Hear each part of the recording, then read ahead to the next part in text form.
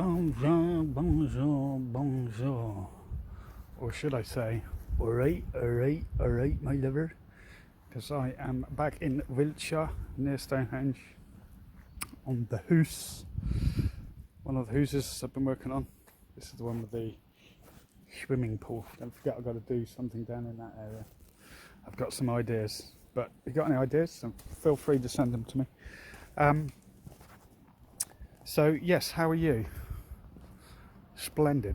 I had something funny actually. I was working yesterday in Newbury, and I was driving up and I was driving back, and I had no, I didn't have no, but my radio kept dipping in and out, which is unusual because DAB radio, digital radios, are so good in vehicles these days. It's rare that you lose the signal. Anyway, I was engrossed in a superb drama on Radio 4 Extra, and it just kept dipping in and out, and I just assumed it was the weather, because the weather was dreadful yesterday, wasn't it? Anywho, I got home last night. I was clearing the van out just after I vlogged it from the van actually, and I found my aerial.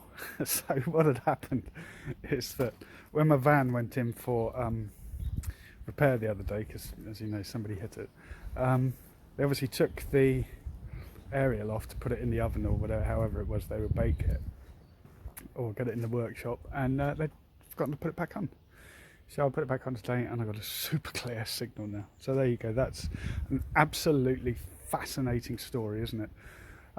So yes, what's been happening? Not much. I heard something today. So I was chatting the other day to somebody. I heard,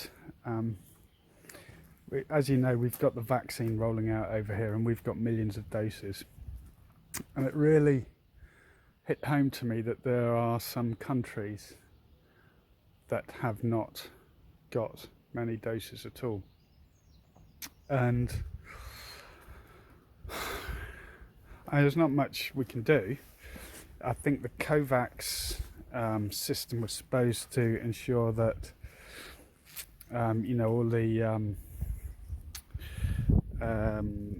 the richer nations didn't buy up all of the doses, and let's be honest here, I'm not pontificating. We all want our jab. Well, no, some people don't, but we all want our jab, and we all want it as soon as possible. But when I heard the figures for some of the African countries, we're talking about tens of jabs they've got, not hundreds, not thousands, not millions like us, tens of jabs.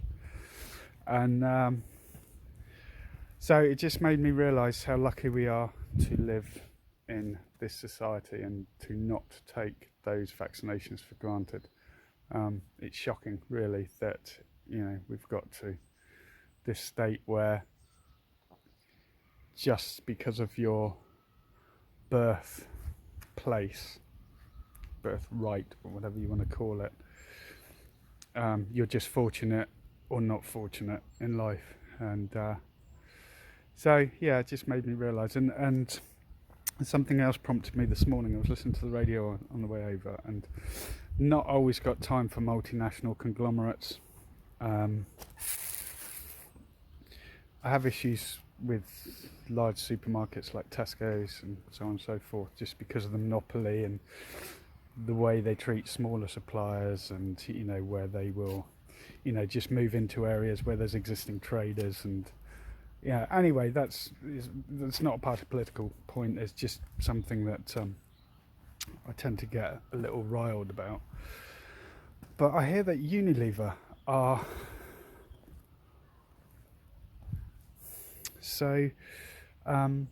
they are trying to ensure, and Unilever, believe me, are a massive company. I mean, they are a worldwide conglomerate. They sell everything from Persil to probably Marmite and things like that. I mean, a lot of the stuff you buy is Unilever. They're probably far too big, but nevertheless.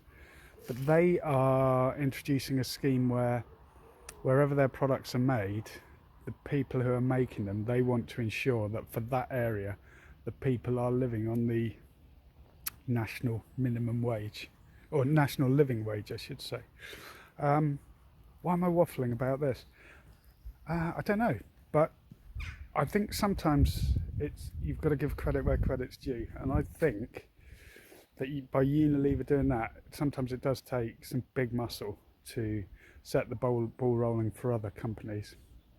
And I know there's been scandals with the likes of ASOS and even Primark to a fashion. So it's just really a well done to Unilever on that one. It's, if we could get, you know, other countries who, let's face it, we put the manufacturing there because it's cheaper, but there is a level that you shouldn't drop below on when you're having stuff manufactured for you abroad. And you know, it's really key and important that you look after your workers and abroad. Anyway, that's a lot of nonsense, but it's just something that that occurred to me. So we need to work out a scheme, you and I, how we can get more doses of vaccination to third world countries and ensure that it's not taken by corrupt leaders, which is always the problem.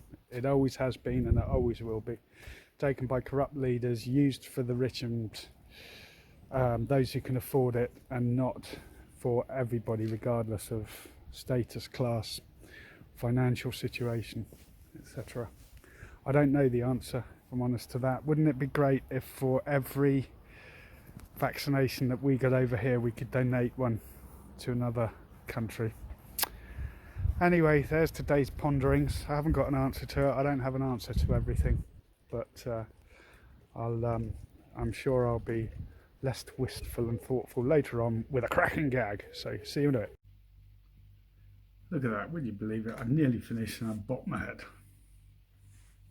So that might affect the quality of the gags, which are the standard of which is normally exceptionally high.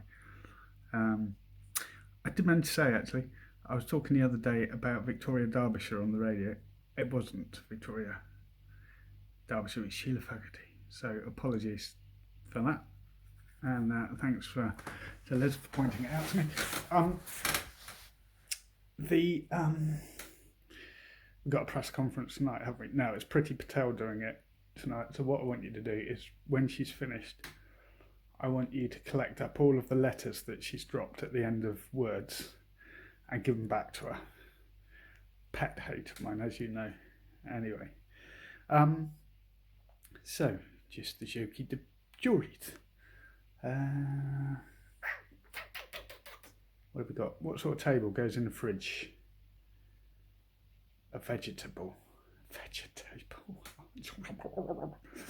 What else have we got? What do you call a bee from America? Oris. It's a USB. USB. Anyway, I shall speak to you anon. Be safe.